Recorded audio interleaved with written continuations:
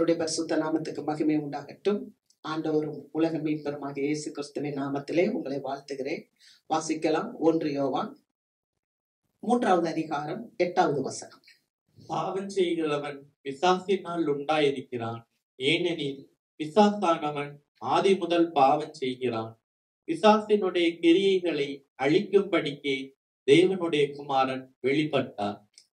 பிசாசின் கிரியைகளை அழிப்பதற்கே தேவகுமாரன் வெளிப்பட்டார்.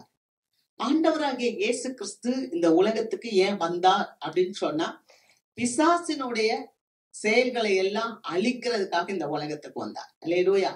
அப்ப ஒரு கூட்ட மக்கள் சாத்தானால வஞ்சிக்கப்பட்டு அவங்க வீழ்ந்து போனாங்க. அவங்க யாருன்னா ஆதாமுடைய பிள்ளைகள். அப்ப ஆதாமுடைய பிள்ளைகள் வழி வழியா வந்தவங்க வீழ்ந்து போனனால அவங்களுக்கு ஜீவன் கொடுக்க, மறுவாழ்வு கொடுக்க ஆண்டவராகிய இயேசு கிறிஸ்து பிசாசின் கிரியைகளை அழிப்பதற்காக இந்த உலகத்துக்கு வந்தார். அல்லேலூயா. கர்த்தருக்கு மகிமை. ஏன்னா ஏதேன் தோட்டத்துல ஒரு பிசாசு வந்து ஏவாள வஞ்சித்து அவங்களுக்கு உரிய ஆசீர்வாதத்தை பறித்து கொடுச்சு. அவங்க அந்த ஏதேன் தோட்டத்துல இருந்து துரத்தப்பட்டாங்க. ஆனா அந்த துரத்தப்பட்ட அனுபவத்தை, அவங்க இழந்து போன ஆசீர்வாதத்தை ஆண்டவர் திரும்ப கொடுக்கும்படி இயேசு கிறிஸ்து இந்த உலகத்துக்கு வந்தார். அல்லேலூயா. ஆகவே அதுக்காக தான் இயேசுவானவர் வந்தார். பாருங்க, ஒரு இடத்துல பாத்தீங்கன்னா இருள், இன்னொரு இடத்துல பாத்தீங்கன்னா வெளிச்சம். ஆமென். அப்ப இயேசு கிறிஸ்து சொல்லுகிறார், நான் இந்த உலகத்துக்கு ஒளியா இருக்கிறேன், என்னை பின்பற்றுகிற எவனும் இருளில் நடவாமல் ஜீவ ஒளியை அடைந்திருப்பான். ஆமென். யோவான் எழுதின நற்செய்தி நூல் 8வது அதிகாரம் 12வது வசனத்துல நம்ம வாசிக்கிறோம். அப்ப ஆண்டவரே சொல்றார், மரண இருளின் திசையில் இருந்த ஜனங்கள் பெரிய வெளிச்சத்தை கண்டார்கள். அப்ப எதுக்கு ஆண்டவர் உள்ள வந்தார், இந்த உலகத்துக்கு வந்தாருன்னா ஒளி கொடுப்பதற்காக வந்தார், வெளிச்சம் கொடுப்பதற்காக வந்தார். பிசாசின் கிரியைகளை ஒழிக்கும்படியாக அவர் இந்த உலகத்துக்கு வந்தார். அல்லேலூயா. அப்ப இயேசுவானவர் தம்மையே பலியாக கொடுத்ததுனால அந்த இருட்டுல இருக்கிற ஜனங்களை மீட்டெடுத்தார். அல்லேலூயா.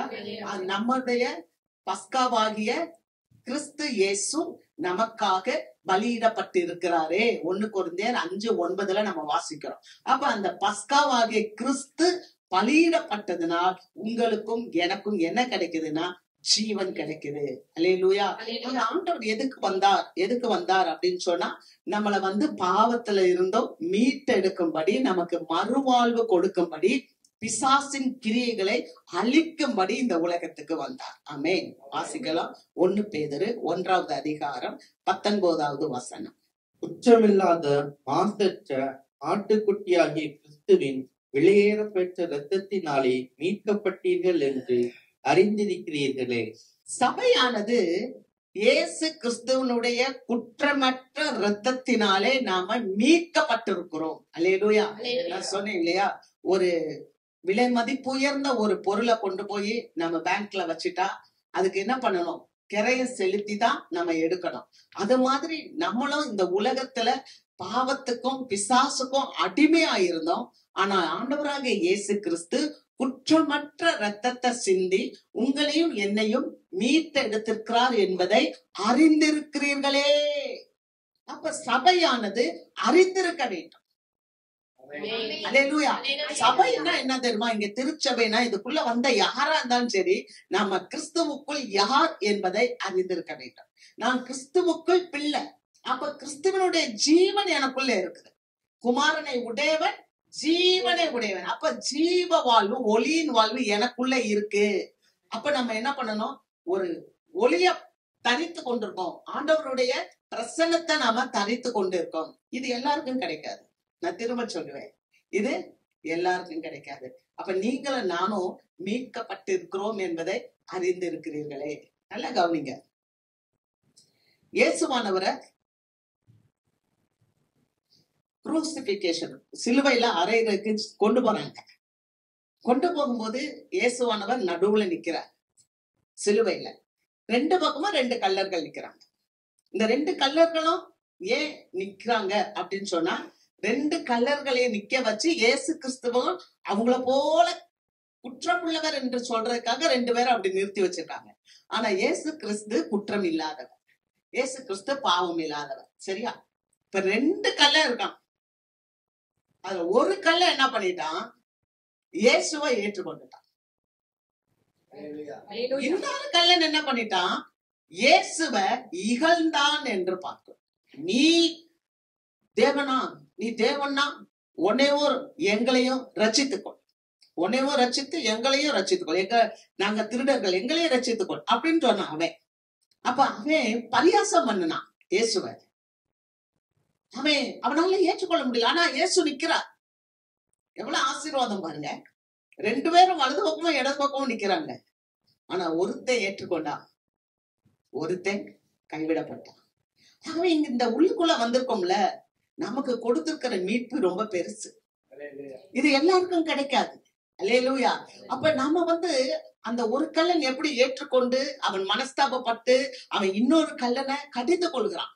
நாம பண்ணின பாவத்துக்காக, நாம பண்ணின தவறுக்காக நீதியான தண்டனைய நம்ம அனுபவிக்கிறோம். ஆனா இந்த மனுஷன் நம்மளை போல எந்த பாவமும் செய்யல, நீதியான மனுஷன், இவர் இப்படி தண்டிக்கப்படுறாரே அப்படின்னு சொல்லி அவன் மனஸ்தாபப்படுறான்.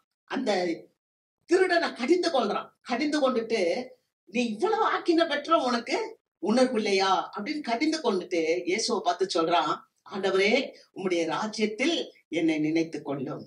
தானே ஆண்டவர் சொல்றாரு, இன்றைக்கு நீ என்னுடனே கூட பரதீசில் இருப்பாய். அல்லேலூயா. அப்ப அந்த கல்லை மறித்தோன்னு டக்குன்னு எங்க போயிட்டானா, பரதீஸ். ஆமே. எந்த ஒரு இதுவுமே இல்லை பாருங்க. கடந்த வாரம் உலகத்தையே அசைத்த, உலகத்தையே குலுக்கின ஒரு காரியம். அமெரிக்க தேசத்துல ஒரு 32 வயசு வாலிபன் சுவிசேஷம் சொல்லும் போது அந்த சுவிசேஷத்தை ஏற்றுக்கொள்ள மனம் இல்லை. ஆனா பவுல் சொல்றாரு, 2 கொரிந்தியர் புஸ்தகம் 2வது அதிகாரம் 14வது வசனத்துல, நாங்கள் கிறிஸ்துவை குறித்து பேசுவதில் நற்கந்தமாய் இருக்கிறோம். நற்கந்தம் என்றால் வாசனை கொடுக்கிற நற்கந்தமாய் இருக்கிறோம். அந்த வசனத்தை ஏற்றுக்கொள்ளுகிறவங்க, ரட்சிக்கப்படுகிறவங்களுக்கு அது ஜீவ வாசனை. அதாவது எந்த ஒரு மனுஷன் வசனத்தை ஏற்றுக்கொண்டு ஆண்டவரை ஏற்றுக்கொண்டு விடுதலை பெற்றுக் கொள்கிறானோ, பாவத்தில் இருந்து பாவ மன்னிப்பாகிய விடுதலையை பெற்றுக் கொள்கிறானோ, அவனுக்கு அது ஜீவ வாசனை. ஆனா கெட்டு போகிறவனுக்கு அது என்னவா, மரண வாசனை. அல்லேலூயா. அப்ப அங்க அநேகர் கேட்டாங்க.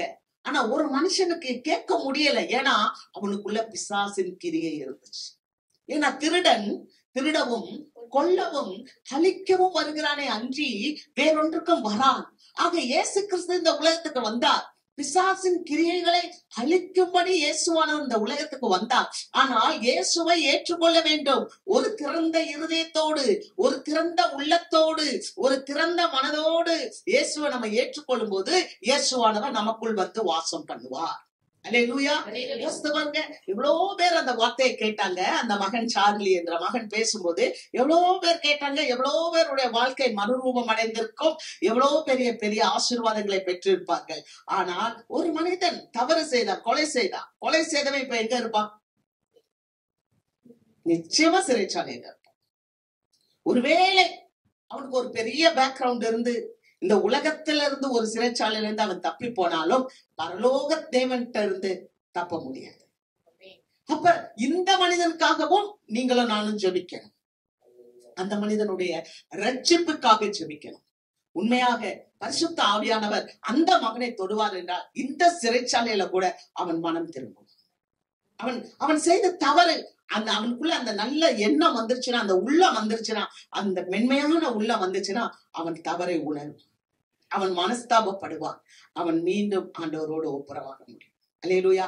ஏன்னா ஆண்டவர் எப்படிப்பட்டவர் தெரியுமா? பாவிகளை ரட்சிக்க கிறிஸ்து இயேசு உலகத்துக்கு வந்தார். அல்லேலூயா. கர்த்தருக்கு முன்பாக சகலமும் நிர்வாணமாய் காணப்படுகிறது. மனுஷன் முகத்தை தான் பார்ப்பான், ஆனால் உள்ளத்தை ஆண்டவர் பார்க்கிறார். யோசித்து பாருங்க.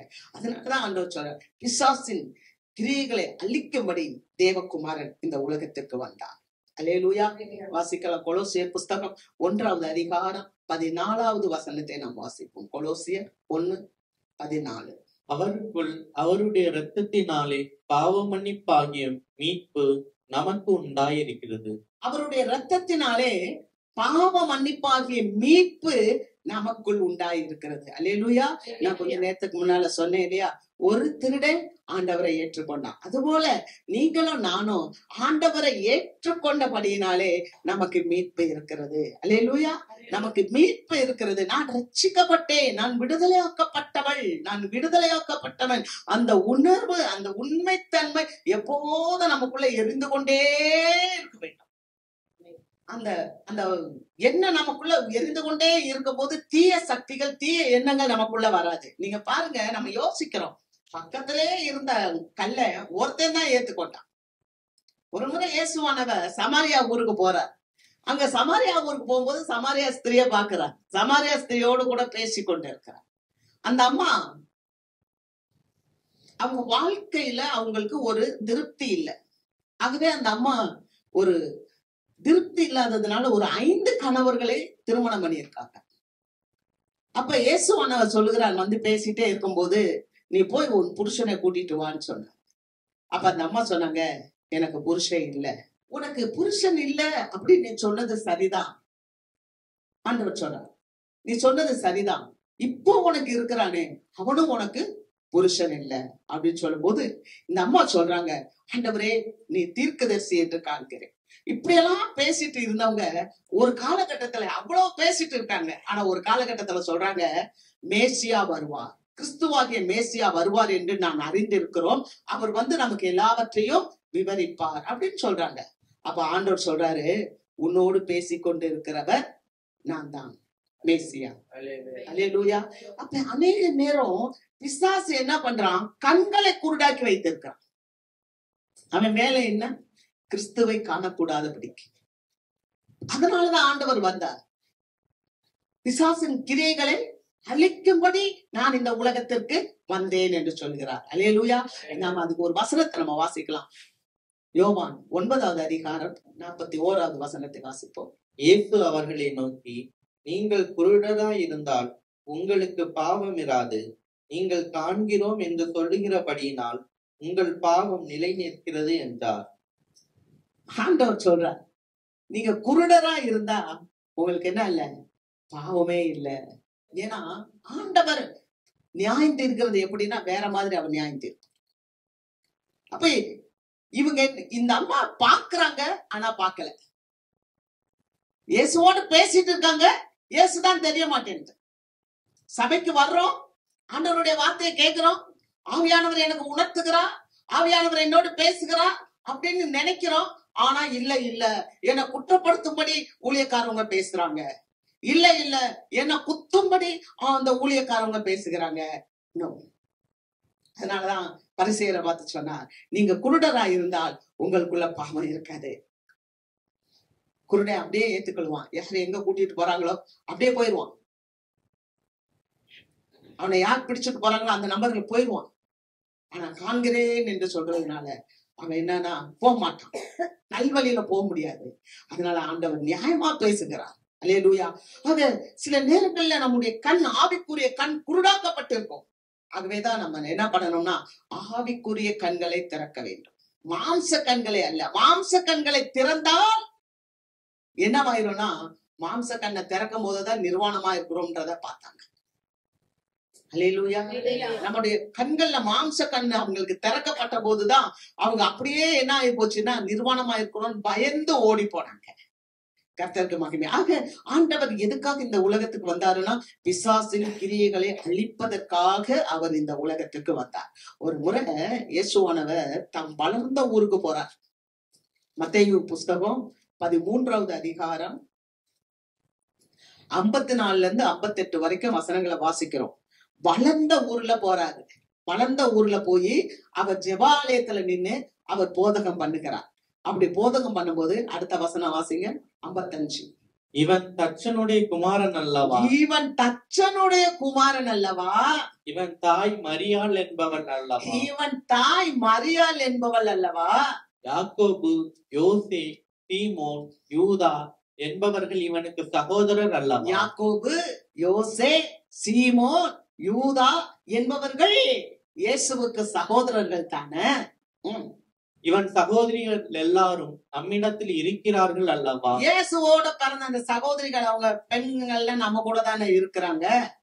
இப்படி இருக்க இதெல்லாம் இவனுக்கு எப்படி வந்தது என்று சொல்லி, இப்படி இருக்க அண்ணன்மார்கள் இருக்காங்க, தம்பிமார்கள் இருக்காங்க, அவங்க அம்மாவை பத்தி நமக்கு தெரியாதா? எப்படி கர்ப்பம் அடைந்தா, எப்படி குழந்தை பெத்தாலாம் தெரியாதா? யோசேப்பு பத்தி தெரியாதா? இப்படி எல்லாம் இருக்கிற இவனுக்கு எப்படி இவ்வளவு ஞானம் வந்துச்சு இல்ல? எப்படி வந்து அவங்க கண்களை பிசாசு குருடாக்கி வச்சிருக்கான். எந்த கண்ணை? அகக்கண், இருதயமாகிய அந்த கண்ணை குருடாக்கி வச்சதுனால இயேசுவையே இவங்க பரியாசம் பண்ணி பேசுறாங்க. வாசிப்பாங்க. அவரை குறித்து இடரல் அடைந்தார்கள். உலக ரட்சகர் வந்திருக்கிறாரு, சுகம் கொடுக்க வந்திருக்கிறாரு, ஜீவன் கொடுக்க வந்திருக்கிறாரு, குறைவுகளை நிறைவாக்க வந்திருக்கிறாரு, நன்மை செய்ய வந்திருக்கிறாரு. அவர் நன்மை செய்கிறவராகவும் இயேசு கிறிஸ்து பிதாவுடைய அபிஷேகத்தை, பரிசுத்தாவின் வல்லமையை அவர் வைத்து பிசாசுகளை துரத்துகிறவராய் உலகத்தில் வந்தார். அப்படிப்பட்ட அந்த தேவகுமாரனை பார்த்து ஒரு கூட்ட ஜனம் இடரல் அடைஞ்சிச்சு. இவரை பத்தி தெரியாதா? அங்க அடுத்த வசனம் வாசிக்கிறோம். அவர்களுடைய அவிசுவாசத்தை கண்டு அவர் அங்கே அநேக அற்புதங்கள் செய்யவில்லை. நம்ம வாழ்க்கையில அற்புதம் செய்ய முடியாம இருக்கிறதுக்கு ஒரு காரியம் என்னன்னா, இந்த பிசாசு என்ன பண்ணுவானா, சந்தேகத்தை ஏற்படுத்தும். அவன் வேலையே என்னன்னா சஸ்பெக்ட் கொடுக்கறதா, சந்தேகம். குடும்பத்துல பாருங்க மனைவியை குறித்த சந்தேகம். அநேக குடும்பங்கள் கணவனை குறிச்ச சந்தேகத்தினாலதான் ஒருத்தர் ஆட்டி வைக்கணும். ஒருத்தர் ஆட்டி வைக்க முடியாதுமா. அந்த 2 பேருக்கு ஊடால பரிசுத்த ஆவியானவர் வந்து நின்னாதான் அந்த குடும்பம் ஆசீர்வாதம். ஆமென். 30 நூல் சீக்கிரமாய் அறாது. 30 நூல் 3 சுத்தி வந்துருச்சுன்னா அது சீக்கிரமா அறாது. அப்ப கணவனா இருக்கலாம், மனைவியா இருக்கலாம், அந்த குடும்பத்துல பரிசுத்த ஆவியானவர் நடுவுல வந்தா அந்த குடும்பம் ஆசீர்வதிக்கப்படும். அந்த பிள்ளைகளுடைய வாழ்க்கையில பரிசுத்த ஆவியானவர் இருந்தா அந்த பிள்ளைகளுடைய வாழ்க்கை ஆசீர்வதிக்கப்படும். அல்லேலூயா.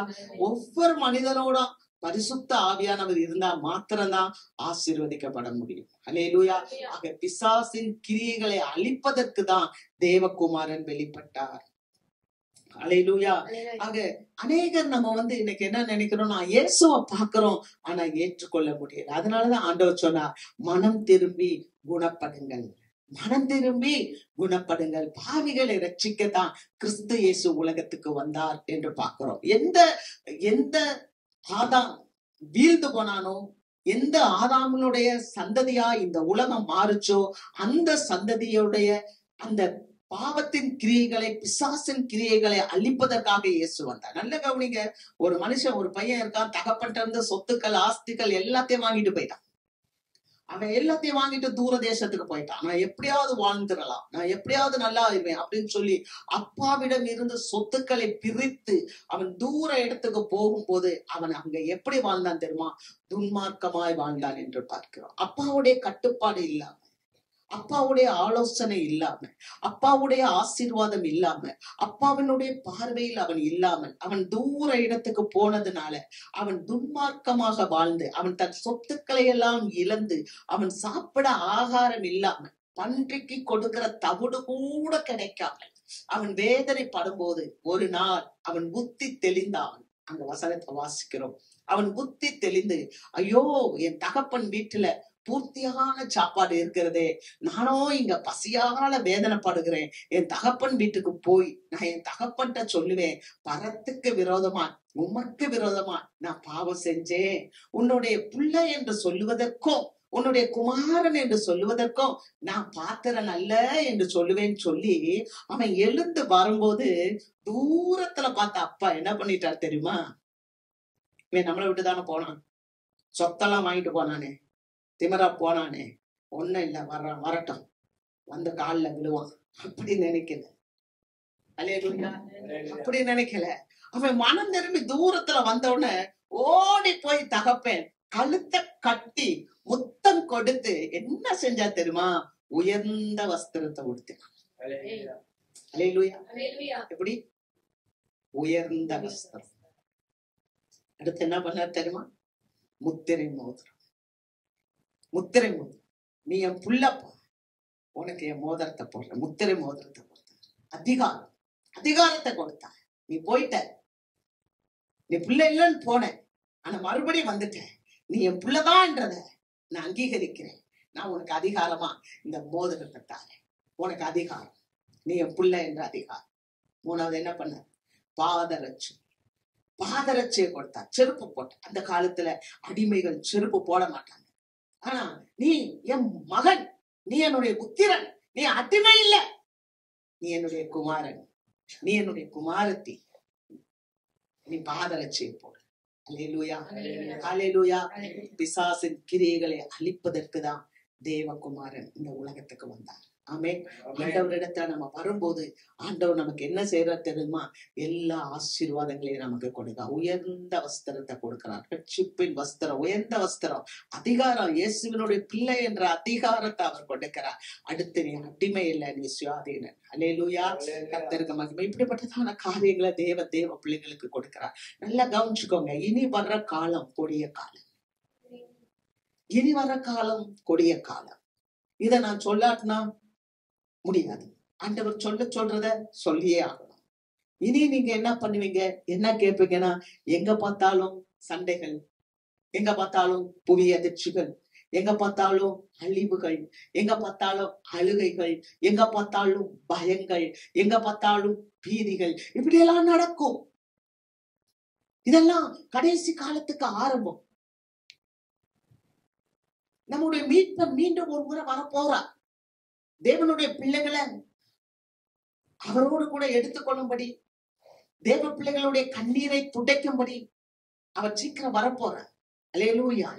அப்ப ஆண்டவர் வரும்போது நீங்களும் நானும் என்ன பண்ணணும்? இந்த ரட்சிப்பை காத்துக்கொள்ள வேண்டும். இந்த பெற்றுக்கொண்ட ரட்சிப்பை நம்ம உப்பா இருக்கணும், நம்ம ஒளியா இருக்கணும், நம்ம பரவி போகணும், நம்ம சுவை கொடுக்கணும், சுவை கொடுக்கணும், நாம் பாதுகாக்கப்பட வேண்டும், மற்றவர்களை பாதுகாக்கணும், நம்ம வெளிச்சமா இருக்கணும், மக்களுக்கு வெளிச்சம் கொடுக்கணும், ஒளி கொடுக்கணும். அல்லேலூயா. இதை நீங்கள் காத்துக்கொள்ள வேண்டும். ஏன்னா ஆண்டவர் சீக்கிரம் வரப்போகிறார். அல்லேலூயா. கடைசி காலத்துல வந்துட்டோம். இதெல்லாம் நடக்கும் போது ஆண்டவர் சொல்றார், நீங்க அவருடைய மீட்பு சமயமா இருக்கு. மீண்டும் ஒரு மீட்பு உங்களுக்கு எனக்கும் இருக்கிறது. அல்லேலூயா. அந்த மீட்புக்கு நாம தயாராக வேண்டும். நம்ம நினைக்கலாம் எல்லாம் நமக்கு ரைட்டா இருக்குன்னு. வாசிக்கலாம். மத்தேயு புஸ்தகம் 24வது அதிகாரம் 40-41 வசனத்தை வாசிப்போம். அப்பொழுது 2 பேர் வயலில் இருப்பார்கள், ஒருவன் ஏற்றுக்கொள்ளப்படுவான், ஒருவன் கைவிடப்படுவான். 2 ஸ்திரீகள் எந்திரம் அரைத்துக் கொண்டிருப்பார்கள், ஒருத்தி ஏற்றுக்கொள்ளப்படுவாள், ஒருத்தி கைவிடப்படுவாள். லூக்கா 17:34. அந்த ராத்திரியில் ஒரே படுக்கையில் படுத்திருக்கிற 2 பேரில் ஒருவன் ஏற்றுக்கொள்ளப்படுவான், மற்றவன் கைவிடப்படுவான். நல்லா பாருங்க. 2 பேர் வயல்ல நிப்பாங்க. நினையாத வேலையில இயேசு வருவார். 2 பேர் வயல்ல நிப்பாங்க. ஒருத்தர் ஏற்றுக்கொள்ளப்படுவாங்க, ஒருத்தர் கைவிடப்படுவாங்க. 2 பேர் எந்திரம் அரைப்பாங்க. ஒருத்தர் ஏற்றுக்கொள்ளப்படுவாங்க, ஒருத்தர் கைவிடப்படுவாங்க.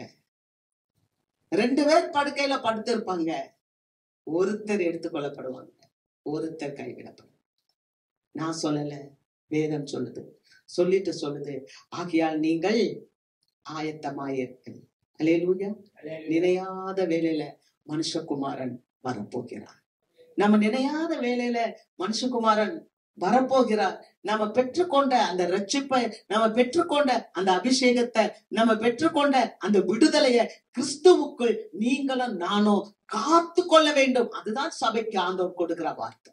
அல்லேலூயா. ஏன்னா பிசாசின் கிரியைகளை அழிப்பதற்கு தான் மனுஷகுமாரன் இந்த உலகத்துக்கு வந்தான். எந்த பிசாசு? அவன் பேரே வஞ்சிக்கிறவன். அந்த அம்மா சொல்றாங்க, சர்ப்பம் என்னை வஞ்சித்தது. ஆதியாகமம் 3:13 வாசிக்கிறோம். சர்ப்பம் என்னை வஞ்சித்தது. நீ ஏன் இப்படி செஞ்ச? ஏவாள்கிட்ட ஆண்டவர் கேட்கிறாரு, சர்ப்பம் என்னை வஞ்சித்தது. வஞ்சிக்கிற ஆவிகள், இந்த நாட்கள்ல வஞ்சிக்கிற ஆவிகள், ட்ரிக்கு, ஏமாற்றுறது, மோசடி. அது அவன் யாரு? அவன் பேரே இந்த உலகத்துக்கு அதிபதி. இந்த உலகத்துக்கு அதிபதி ஆண்டவர் சொல்ற, இதோ இந்த உலகத்துக்கு அதிபதி வருகிறான், அவனுக்கு என்னிடத்தில் ஒன்றுமில்லை.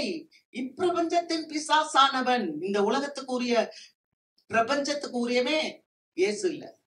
இந்த பிரபஞ்சத்துக்கு உரியவன் தேவன் இல்ல. இந்த பிரபஞ்சத்துக்கு உரியவே பிசாஸ். அவர் சொல்லிட்டார், இப்பிரபஞ்சத்தின் தேவனானவன் அவர்களுடைய கண்களை குருடாக்கி வைத்திருக்கிறான். சுவிசேஷ ஒளிய கேட்க கூடாதபடிக்கு அநேகருடைய கண்களை குருடாக்கி வச்சிருக்கான். ஆனா நீங்களும் நானும் ஒளி பெற்று இருக்கிறோம். அல்லேலூயா. ஆக நமக்கு கிடைக்கப்பட்ட இந்த ஆத்தும ரட்சிப்பை நீங்களும் நானும் காத்து கொள்ள வேண்டும். அல்லேலூயா. நீங்களும் நானும் அந்த ஆத்தும ரட்சிப்பை காத்து கொள்ள வேண்டும். வாசிக்கலாம். 1 பேதுரு 1ஆம் அதிகாரம் 8-9 வசனங்கள். அவரை நீங்கள் காணாமல் இருந்தும் அவரிடத்தில் அன்பு கூறுகிறீர்கள். இப்பொழுது அவரை தரிசியாமல் இருந்தும் அவரிடத்தில் விசுவாசம் வைத்து சொல்லி முடியாததும் மகிமையால் நிறைந்ததுமாய் இருக்கிற சந்தோஷம் உள்ளவர்களாய் களி கூர்ந்து உங்கள் விசுவாசத்தின் பலனாகிய ஆத்தும ரட்சிப்பை அடைகிறீர்கள். அல்லேலூயா. இங்க இயேசுவை யாராவது பாத்தீங்களா? இயேசுவை நீங்கள நானும் யாராவது பார்த்திருப்போமா? ஆனா பார்க்காம இருந்தும் தேவன் மேல நம்ம என்ன பண்றோம்? விசுவாசத்தோட அந்த ரட்சிப்பை பெற்றுக்கொண்டோம். அந்த ஆத்ம ரட்சிப்பை நம்ம என்ன பண்ணணும்? கிறிஸ்துவின் ரகசிய வருகை வரைக்கும் நம்ம என்ன பண்ணணும்? காத்து கொள்ள வேண்டும். அப்படி காத்து கொள்ளும் போதுதான் அவருடைய வருகையில நாம போக முடியும். ஆமென். இல்ல நான் சபைக்குள்ளதானே இருக்கேன், சபைக்குள்ளதான் இருப்போம். 2 பேர் இருக்கிறாங்க, ஒண்ணு காணாப்புக்கிறோம், ஒண்ணு இருக்கும். 2 பேர் படுத்திருப்பாங்க, சபைக்குள்ளதான் இருப்போம். ஆனா ஒருத்தர் எடுத்துக்கொள்ளப்படுவாங்களா, ஒருத்தர் கைவிடப்படுவாங்களா? இதெல்லாம் எப்படி அப்படின்னு கேக்குறீங்களா? எப்படின்னு கேக்குறீங்களா? அது எப்படிங்க? நாங்க எல்லாரும் தானே சர்ச்சுக்குள்ள வந்தோம், நாங்க எல்லாரும் தானே ரட்சிக்கப்பட்டோம், நாங்க எல்லாரும் தானே இயேசுக்குள்ள போனோம். ஆனா நீங்க எப்படிங்க ஒருத்தர்ன்றீங்க? எப்படி பைபிள் அப்படி சொல்லுது? ஆண்டவர் சொல்றாரு, சபைக்குள்ள சில அடங்காத மக்கள் இருப்பாங்க. அவங்க எல்லாம் யாருன்னா பதறு. நீ என்ன பண்ணு? பதற பிடுங்காத. வீட்டுல போய் வாசித்து பாருங்க. மத்தேயு 3ஆவது அதிகாரம் எல்லாம் படிங்க. பதற பிடுங்காத. நீ பதற பிடுங்குறன்னு சொல்லிட்டு மணியவும் சேர்த்து பிடுங்கிடுவ. கோதுமை செடி வளரும் போது பதற பிடுங்கணும்னு கோதுமையும் சேர்த்து பிடுங்கிடுவான். நீ விடு, அது பாட்டுக்கு வளரட்டும். தூற்று கூட என் கையில இருக்கு. அப்பா சொல்ற, தூற்று கூட என் கையில இருக்கு. நான் வந்து அதை எல்லாத்தையும் பிடுங்குவேன். பிடுங்கி நல்லதை எடுத்து களஞ்சியத்துல சேர்ப்பேன், கெட்டதை கட்டி அக்கனியில போட்டு சுடுவேன். ஆகவேதான் ரட்சிப்பை காத்துக்கொள்ளுங்க, விசுவாசத்தை காத்துக்கொள்ளுங்க, பரிசுத்தத்தை காத்துக்கொள்ளுங்க. அவரோட நம்ம நிக்கிறேன் அப்படின்றவங்க கீழே விழாதபடிக்கு நம்ம எச்சரிக்கையா இருப்போம். ஆமே. ஏன்னா இந்த உலகம் நிரந்தரமானது அல்ல. அவர் சீக்கிரமா வரப்போகிறார். அல்லேலூயா. ஆகவே நம்ம வந்து நாங்க 2 பேர் தானே வந்தோம். 2 பேர் தான். 2 பேருக்குள்ள நல்ல எண்ணம் இருக்கும்.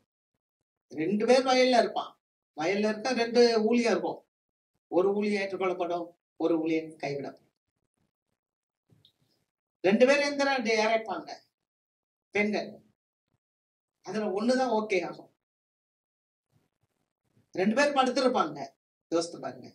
சோ ரொம்ப ஜாக்கிரதையா இருக்கணும். ஆண்டவர் பிசாசின் கிரியைகளை அழிக்கிறதுக்கு தான் இந்த உலகத்துக்கு வந்தார். ஆண்டவரை நம்ம ஏற்றுக்கொண்டு அவரை கரம் பிடித்து நடக்கணும். நம்பர் 2. 2வது நமக்கு என்ன வேணும்? வேகமா வாசிக்கலாம். சிந்தையில நமக்கு பரிசுத்தம் வேணும். ஆமென். அல்லேலூயா. அல்லேலூயா. சிந்தையில நமக்கு எப்போதுமே சவுல் அவரை அரசரா யார் எடுத்துக்கிட்டார்னா ஆண்டவராகிய தேவன். சவுல் அரசரை தெரிந்து கொண்டது தேவன் தான். அடுத்து தாவீதை அரசனா தெரிந்து கொண்டவர் தேவன் தான். அல்லேலூயா. 2 பேருமே தெரிந்து கொண்டது தேவன் தான். ஆனா ஒருத்தர் என்ன பண்ணிட்டாரு அப்படின்னு சொன்னா, அந்த அழைப்பை விட்டுட்டார். ஏன் அவர் அழைப்பை விட்டுட்டார் அப்படின்னு சொன்னா, அவருக்கு என்ன வந்துருச்சுன்னா பயம் வந்துருச்சு. நல்லா கவனிங்க. பயம் வந்துருச்சு. ஏன் பயம்? ஏன் பயம் வருது? ஒரு மனுஷனுக்கு ஏன் பயம் வருது? ஆண்டவர் சொல்றாரு, பயப்படாத, நான் உன் கூட இருக்கிறேன். அவரை காட்டிலும் பெருசு இந்த உலகத்துல இருக்காங்க. ஹலோ. இவர் ஒரு அரசர், இவருக்கு படைகள் இருக்கு, பெரிய பெரிய ராணுவங்கள் இருக்கு, நிறைய மக்கள் இருக்கிறாங்க. அது கூட சவுல் எப்படிப்பட்டவர் தெரியுமா? யாரெல்லாம் நல்ல என்ன சொல்றது வல்லமையா இருக்கிறாங்க, பராக்கிரமசாலியா இருக்கிறாங்க அப்படின்னா அவங்களெல்லாம் அவருடைய ராணுவத்துல சேர்த்துக் கொள்வார். அப்படி இருக்கிற மனுஷன் ஏன் பயப்பட்ட? ஏன் பயம் வருது? விசுவாச பிள்ளைகளுக்கு ஏன் பயம் வருது? தேவன் தானே நம்மளை அழைச்சா. இன்னொருத்தன் வர்றான்னா அவனை பார்த்து ஏன் நமக்கு பயம் வருது? இன்னொருத்தன் வர்றான்னா அவனை பார்த்து ஏன் நம்ம பொறாமப்படுறோம்? சவுலுக்குள்ள அது வந்துருச்சு. ஜனங்கள் சொன்னாங்க, சவுல் கொன்றது 1000, தாவீது கொன்றது 10000. ஒரு மனுஷனை புகழ்ந்தா இன்னொரு மனுஷனுக்கு ஏன் பொறாம வரணும்? அப்ப அது பிசாசின் கிரியை. அதை நம்ம என்ன பண்ணக்கூடாது? நம்மளுடைய இருதயத்துல, நம்மளுடைய சிந்தையில வளர விடக்கூடாது. அல்லேலூயா. நீங்க வாசிக்கலாம் 1 சாமுவேல் புஸ்தகம் 18வது அதிகாரம் 29வது வசனம். ஆகையால் சவுல் இன்னும் அதிகமாய் தாவீதுக்கு பயந்து தான் உயிரோடு இருந்த நாளெல்லாம் தாவீதுக்கு சத்துருவாய் இருந்தான். தாவீதோட கர்த்தர் இருக்கிறான். இத சவுல் பார்த்துட்டான். பயப்படுற பிள்ளை கூட தேவன் இருக்க மாட்டார். பயப்படுற பிள்ளைங்க மேல ஆண்டவர் இருக்க மாட்டார். சவுல் பயந்தான். யாரை பார்த்து பயந்தான்? தாவீதை பார்த்து பயந்தான். தாவீதை கொன்றது 10000 சொன்ன உடனே பொறாம வந்துருச்சு. பொறாம என்னாச்சு தெரியுமா? பொறாம வந்துருச்சுன்னா நம்மளை வாழ விடாது. பொறாமை என்ற காரியம் நமக்குள்ள வந்துருச்சுன்னா அது ஒரு சாத்தான் ஏவுகணைய போல இருக்கும். அது நம்ம எப்ப பார்த்தாலும் மற்றவங்களை அழிக்கணும்ன்ற சிந்தையே இருக்கும். நீங்க தாவீதை பாத்தீங்கன்னா அவன் அமைதியா இருப்பான். எல்லா இடத்துலயும் போய் காரியங்களை புத்தியா செஞ்சு வருவான். பெலிஸ்த தேசத்துக்கெல்லாம் போகும்போது காரியங்களை புத்தியா செய்து வருவான். ஆனா சவுலை பாத்தீங்கன்னு சொன்னா, சவுலுக்கு அவன் மேல பொறாம வந்து அவனை கொலை செய்யறதுலயே அவன் நேரத்தை வைப்பான். நம்ம எப்ப அடுத்தவங்களையும் பக்கத்துல இருக்கிறவங்களையும் பாக்குறோமோ நம்ம பயணம் தடைபெற்றோம். அல்லேலூயா.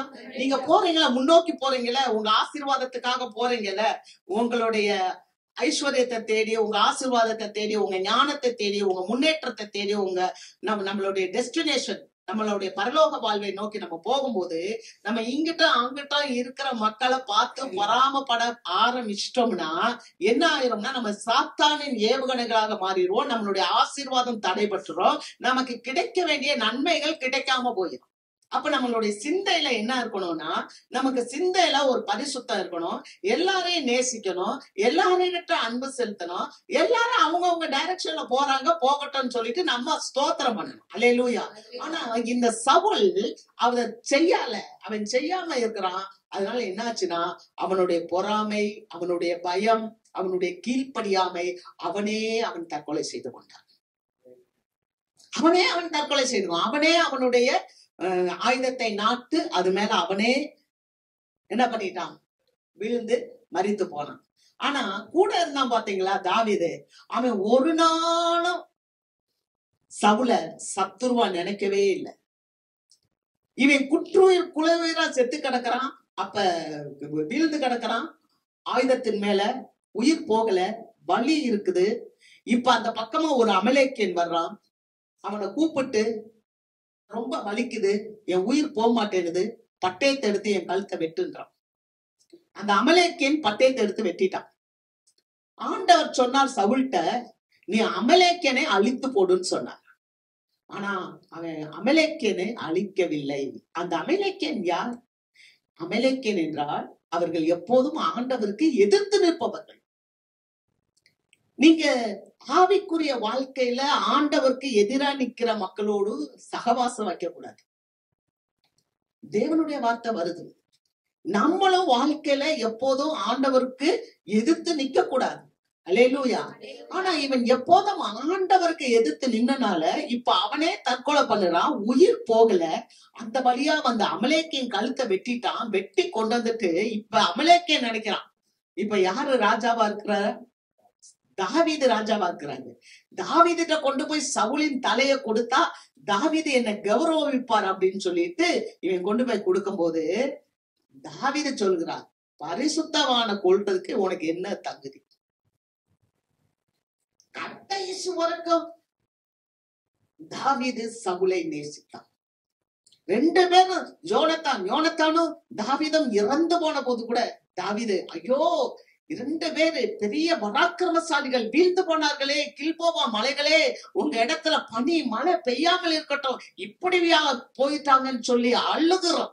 அழுதது மாத்திரம் இல்ல, யோனத்தானுக்காக அவன் அழுகிறான். என்ன சொல்லி தெரியுமா அழுகிறான்? டே, உன்னுடைய சிநேகம் எனக்கு எப்படி இருந்துச்சு? ஸ்திரீகளின் சிநேகத்தை காட்டிலும் இன்பமா இருந்த அந்த அளவுக்கு அன்பு, மாசற்ற அன்பு, உண்மையான அன்பு, தூய அன்பு. ஆனா சவுலின் இடத்துல அந்த நல்ல காரியம் இல்லை. அதனாலதான் சவுல் அவரே தன்னை மாய்த்து கொண்டார். செத்த பிறகு கூட தாவீது எந்த மனுஷன் அந்த தலையை கொண்டு வந்தானோ அந்த மனுஷனுடைய தலையை துண்டித்து போடுங்கன்னு சொல்றான். அல்லேலூயா. ரெண்டாவது ஒரு மனுஷன் என்ன பண்றான், சவுளுடைய மகன் இஸ்போசேத்தோடைய தலையை கொண்டு வந்தாராம். அப்பவும் தாவீது சொல்றான், ஐயோ சிநேகிதன் சவுலினுடைய மகனுடைய தலையவா கொண்டு வந்த, எவன் கொண்டு வந்தானா அவனை வெட்டி போட்டான். அல்லேலூயா. உண்மையான சிநேகிதன், உண்மையான சிநேகிதன். எல்லா சூழ்நிலையிலும் தாவீது ஆண்டவருக்கு உண்மையா இருந்தார். நீங்க வாசிக்கலாம் அப்போஸ்தலர் நடவடிக்கைகள் 13வது அதிகாரம் 22வது வசனம். பின்பு அவர் அவனை தள்ளி தாவீதை அவர்களுக்கு ராஜாவாக ஏற்படுத்தி, ஈசாயின் குமாரனாகிய தாவீதை என் இருதயத்துக்கு ஏற்றவனாக கண்டேன், எனக்கு சித்தமானவைகளை எல்லாம் அவன் செய்வான் என்று அவனை குறித்து சாட்சியும் கொடுத்தார். அல்லேலூயா. ஆண்டவர் சாட்சி கொடுக்கிறார். பின்பு அவர் அவனை தள்ளி, யாரு? சவுலை தள்ளி. சவுல் செத்து போயாச்சு. சவுலை தள்ளி தாவீதை தெரிந்து கொள்கிறார். அவர் எனக்கு பிரியமானவன், அவன் என் இருதயத்துல இருக்கிறத எல்லாம், சித்தமானதை எல்லாம் அவன் செய்வான். அவரை குறித்து சாட்சி கொடுக்கிறான். அவன் நினைப்போம், என்ன நினைப்போம், தாவீதா பட்சேபால் இடத்துல தப்பு செய்தவன். அந்த ஒரு தப்ப தவிர தாவீது வேறு தவறே பண்ணல. ஆண்டவருக்கு தெரியாதா? ஆண்டவருக்கு தெரியாதா? ஆண்டவர் சாட்சி கொடுத்தான். அந்த ஒரு தவறை தவிர அவன் வேற எந்த தவறும் செய்யல. அதனால எனக்கு இருதயத்துல இருக்க எல்லா காரியத்தையும் சித்தமானதெல்லாம் அவன் அவ்வளவு அவன் பெர்ஃபெக்டா இருந்தான். அதனாலதான் அந்த வம்சாவளியில ஆண்டவராகிய இயேசு கிறிஸ்து வந்தார். அந்த வம்சாவளியில வந்தனாலதான் அவர் இப்ப என்ன சொல்றாருன்னா, பிசாசின் கிரியைகளை அழிக்கும்படிக்கு தேவகுமாரன் வெளிப்பட்டார். அல்லேலூயா. அந்த வம்சாவளியில இயேசு கிறிஸ்து வந்தார். அப்ப நம்முடைய சிந்தையில இருக்கிற தீய காரியங்களை அழிக்கணும்னா பரிசுத்த ஆவியானவர் நமக்குள் வர வேண்டும். அல்லேலூயா. பல முறை சான்ஸ் கொடுத்தார் ஆண்டவர். ஆனா சவுல் மாறவே இல்லை.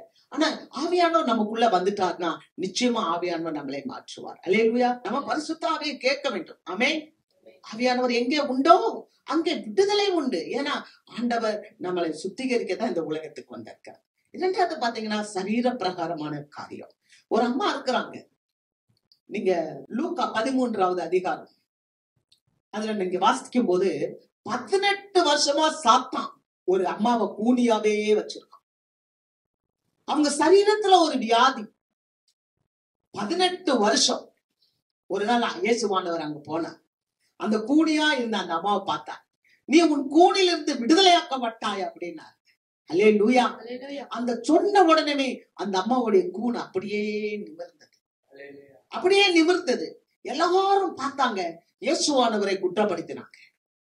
அங்க இருக்கிற பரிசேயர்கள், அங்க இருக்கிற வேதபாரகர்கள் எல்லாரும், இந்த ஓய்வு நாள்ல நீ எப்படி சுகம் கொடுக்கலாம், நீ எப்படி இந்த சுகத்தை இந்த பெண்மணிக்கு கொடுக்கலாம்? இயேசுவானவர் சொன்னார், 18 வருஷமா சாத்தானுடைய பிடியில இருக்கிறாளே, அவளுக்கு நாம் விடுதலை கொடுக்க வேண்டாமா? அவளும் ஆபிரகாமின் குமாரத்தியா இருக்கிறாளே. அந்த வசனத்தை வாசிங்க.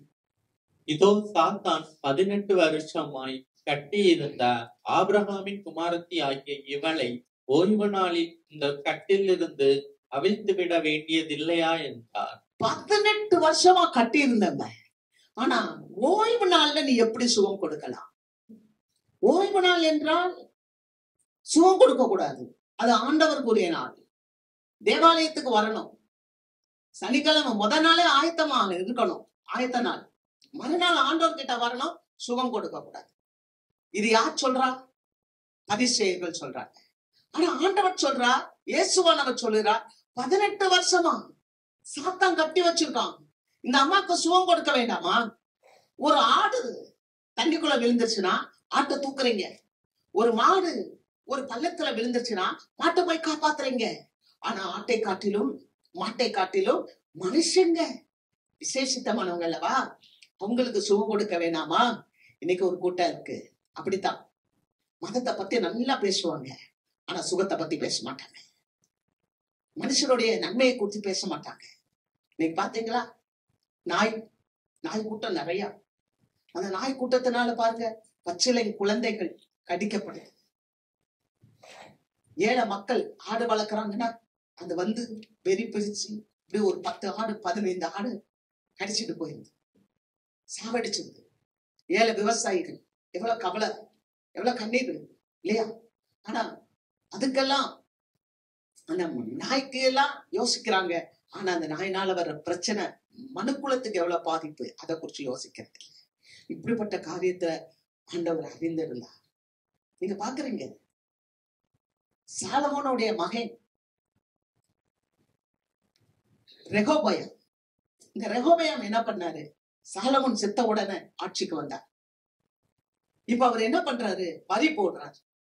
வரி போடும் போது அங்க இருக்க மனுஷர்கள்ட்ட எல்லாம் கூப்பிட்டு பேசணும்.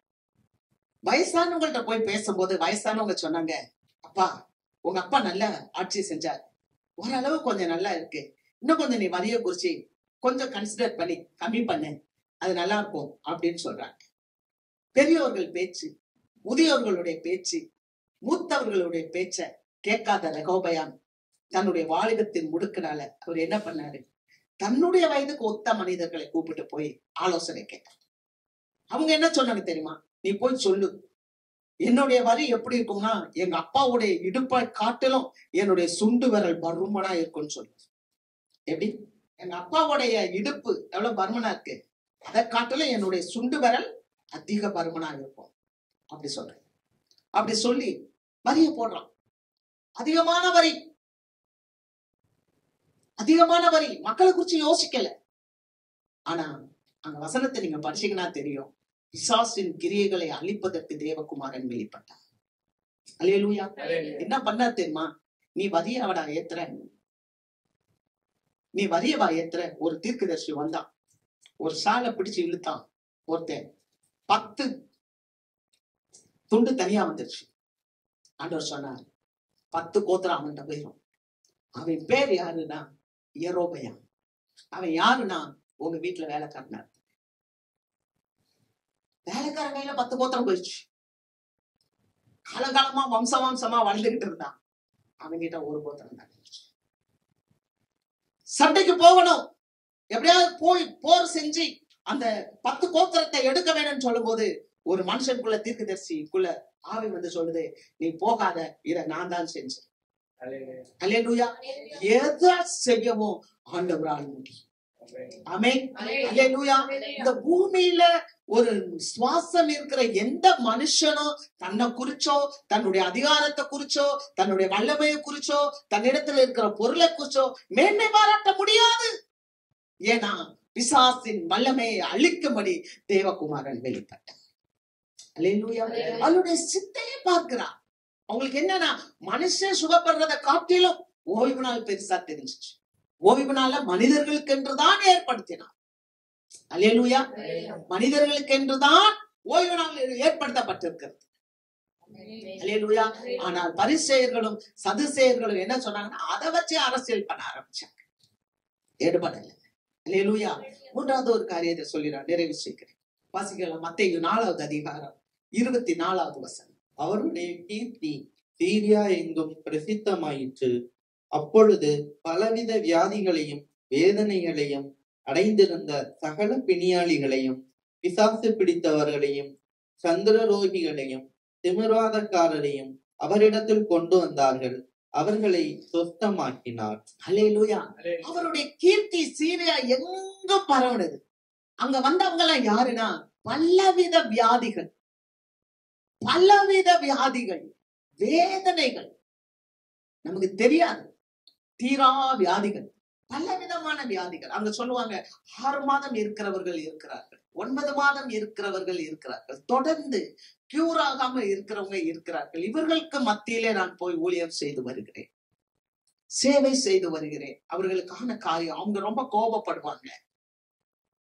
அப்ப அப்படிப்பட்ட தீரா வியாதிகள் பிடித்த மக்கள் இருந்தார்கள், வேதனை நிறைந்தவர்கள் இருந்தார்கள். இயேசுவினிடத்தில் வந்தவர்களை பார்த்தீங்கன்னா வியாதி மாத்திரமல்ல, வியாதியினால் படுகிற வேதனை, அந்த வேதனைகளை அடைந்திருந்த சகல பிணியாளிகள். பிணியாளிகள்னா வியாதியஸ்தர்கள். ஆனா அடுத்த சொல்லப்பட்டிருக்கிறது பிசாசு பிடித்தவர்களையும் சந்திர ரோகிகளையும் திமிர்வாதக்காரரையும் அவரிடத்தில் கொண்டு வந்தார்கள். அவர் அவர்களை சொஸ்தப்படுத்தினார். அல்லேலூயா. வேதனை இருக்குதா, வியாதி இருக்குதா, கண்ணீர் இருக்குதா, எந்த நோயாக இருந்தாலும் சரி, ஆனால் இப்படிப்பட்ட நோய்கள் எல்லாம் எது கொண்டு வருதுன்னா பிசாசு கொண்டு வருகிறது. நம்ம நினைச்சிடக்கூடாது வியாதி ஏதோ ஒரு காரியத்துல வந்து பிசாசினால் வியாதிகள் வரும். இயேசுவினிடத்துல பிசாசு பிடித்தவர்களை கொண்டு வந்தார்கள். ஆனா அங்க வந்த போது அந்த வியாதிகள் சுகமாச்சு.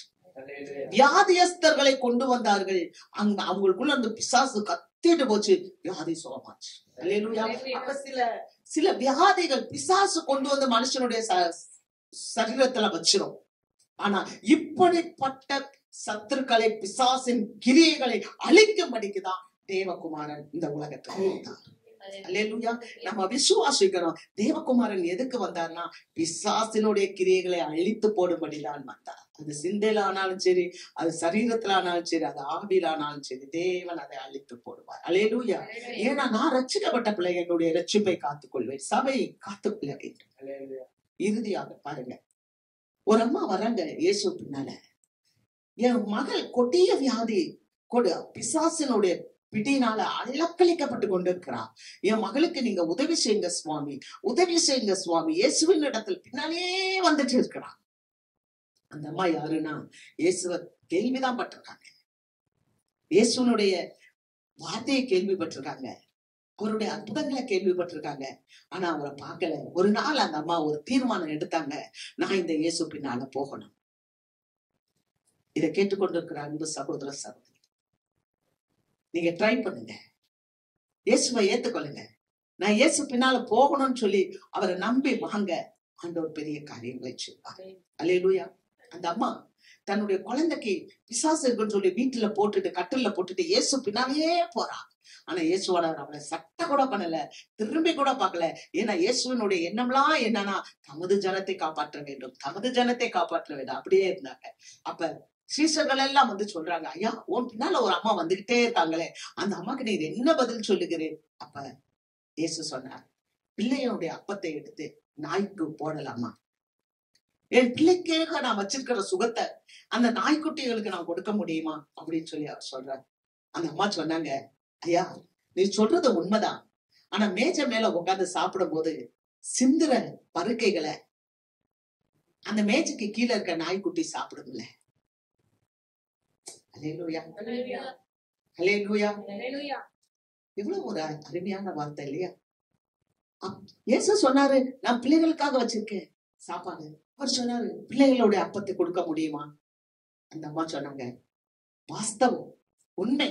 ஆனா அவங்க அந்த மேய்ச்சிக்கு கீழே சிந்தும் இல்ல அந்த துணிக்கைகள், அத நாங்க சாப்பிடும்ல, அந்த மாதிரி ஒரு துணிக்க பக்கம் எனக்கு கொடுத்தா போதும், என் மக சொஸ்தமாமா. அல்லேலூயா. இவ்வளவு பெரிய விசுவாசம் பாருங்க, எவ்வளவு பெரிய விசுவாசம். ஆண்டவர் இன்னைக்கு தேவ பிள்ளைகளுக்குள்ளாக விசுவாசத்தை வர்த்திக்க பண்ணுகிறார். அல்லேலூயா. அந்த அப்பா சொன்னார், ஏசப்பா சொன்னார், வாசிக்கலாம். மார்க்கு 7வது அதிகாரம் 29-30 வசனங்கள்.